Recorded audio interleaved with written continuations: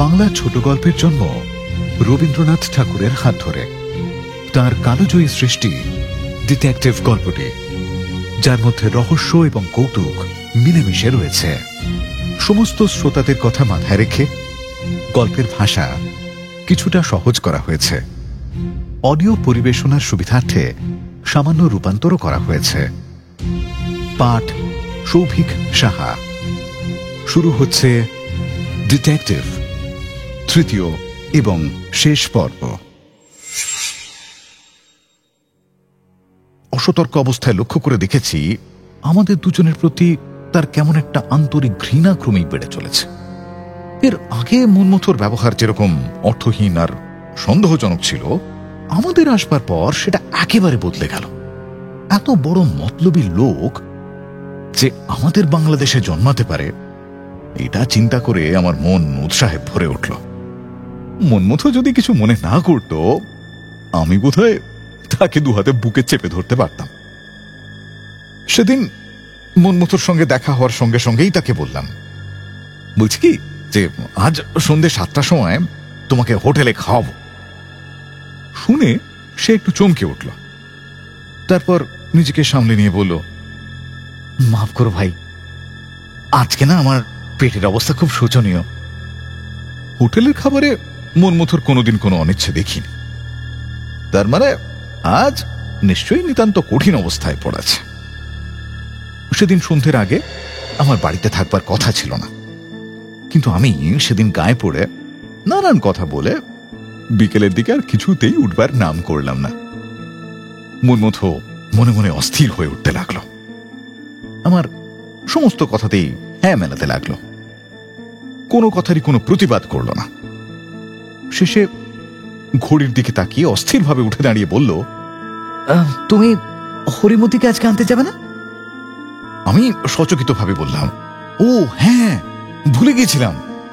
তুমি একটা কাজ করো, তুমি খাবার তৈরি করে রাখো, আমি ঠিক রাত 10টায় হরিমতিকে নিয়ে এখানে আসবো, ঠিক আছে? এই বলে চলে গেলাম। আনন্দের নেশা আমার রক্তের মধ্যে সাঁতার কাটতে আরম্ভ করল। সন্ধ্যে 7টার প্রতি মনমথর যেরকম আগ্রহ দেখলাম, আমার আগ্রহ তার চেয়ে কম ছিল না। আমি আমাদের বাড়ির একটু দূরে আড়ালে দাঁড়িয়ে উৎকণ্ঠিত প্রেমিকের মতো বারবার ঘড়ি দেখতে লাগলাম।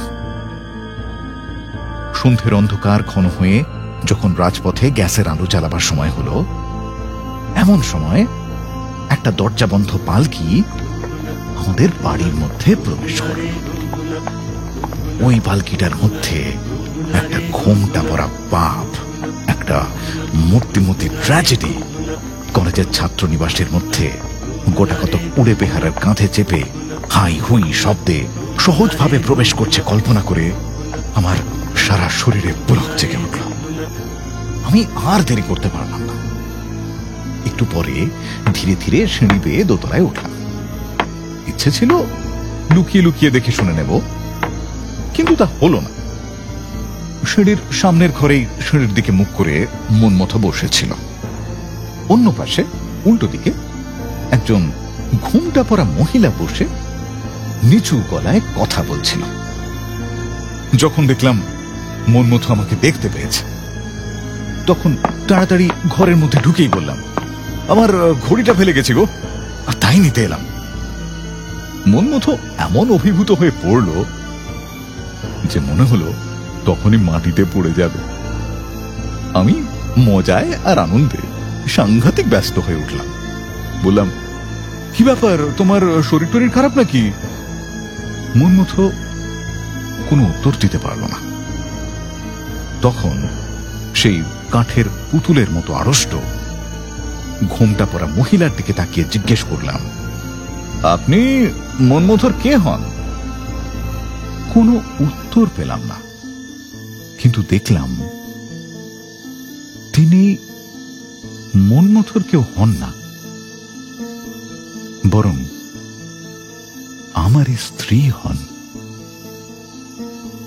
এই আমার ডিটেকটিভ পদের প্রথম চোর ধরা। কিছুক্ষণ পরে আমি ডিটেকটিভ মহিমচন্দ্রকে বললাম, মনমথর সঙ্গে তোমার স্ত্রীর সম্বন্ধ সমাজ বিরুদ্ধ নাও হতে পারে।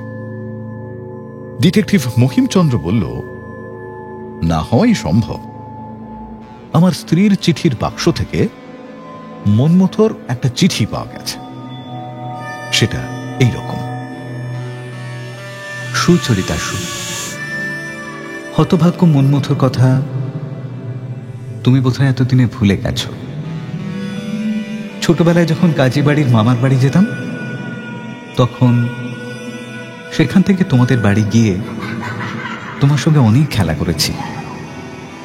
আমাদের সে খেলাঘর আর সে খেলার সম্পর্ক ভেঙে গেছে। তুমি জানো কিনা বলতে পারি না, এক সময় ধৈর্যের বাঁধ ভেঙে লজ্জার মাথা খেয়ে তোমার সঙ্গে আমার বিয়ের সম্বন্ধের চেষ্টাও করেছিলাম, কিন্তু আমাদের বয়স প্রায় এক বলে দুপক্ষের কর্তারা কোনো মতে রাজি হলেন না। তারপর তোমার বিয়ে হয়ে গেল। 4-5 বছর তোমার আর কোনো খোঁজ পাইনি। আজ 5 মাস হলো তোমার স্বামী কলকাতায় পুলিশের কাজ নিয়ে শহরে বদলি হয়েছেন। সেই খবর পেয়ে আমি তোমাদের বাড়ি খুঁজে বের করেছি। তোমার সঙ্গে দেখা করার দুরাশা আমার নেই, আর ঈশ্বর জানেন তোমার সুখের সংসারে উপদ্রবের মতো প্রবেশ লাভ করার দুরভিসন্ধিও আমার নেই।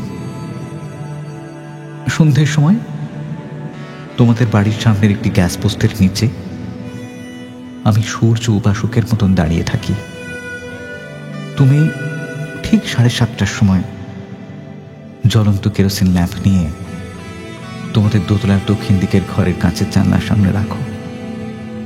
সেই সময় মুহূর্তের জন্য প্রদীপের আলোয় তোমার মুখখানি আমার দৃষ্টিপথে ভেসে ওঠে। তোমার সম্বন্ধে আমার এই একটি মাত্র অপরাধ। এর মধ্যে তোমার স্বামীর সঙ্গে আমার আলাপ হয়েছে, ঘনিষ্ঠতাও হয়েছে। তার চরিত্র যেমন দেখলাম, বুঝতে বাকি নেই যে তোমার জীবন সুখের নয়। তোমার প্রতি আমার কোনো রকম সামাজিক অধিকার নেই, কিন্তু যে বিধাতা তোমার দুঃখকে আমার দুঃখে পরিণত করেছেন, সেই বিধাতা সেই দুঃখ মোচনের চেষ্টার দায় আমার উপরেই স্থাপন করেছেন।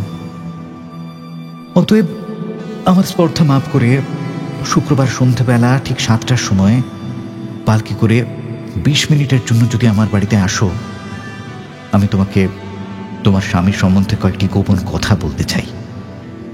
যদি বিশ্বাস না করো আর সহ্য করতে না পারো, তবে সে সম্বন্ধে প্রমাণও দেখাতে পারি।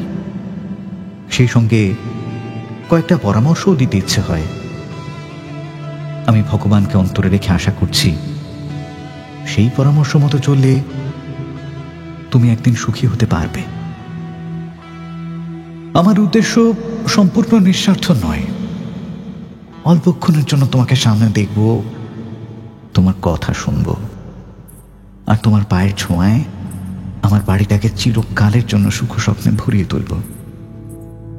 এই আকাঙ্ক্ষাও আমার আছে। যদি আমাকে বিশ্বাস না করো, আর যদি এই সুখ থেকেও আমাকে বঞ্চিত করতে চাও, তবে সে কথা আমাকে লিখো। আমি তার উত্তরে চিঠিতেই সমস্ত জানাব। যদি চিঠি লিখবার বিশ্বাসও না থাকে, তবে আমার এই চিঠি তোমার স্বামীকে দেখিও। তারপরে আমার যা বক্তব্য তোমার স্বামীকেই বলবো। ইতি নিত্য শুভাকাঙ্ক্ষী শ্রীমন্মথনাথ মজুমদার।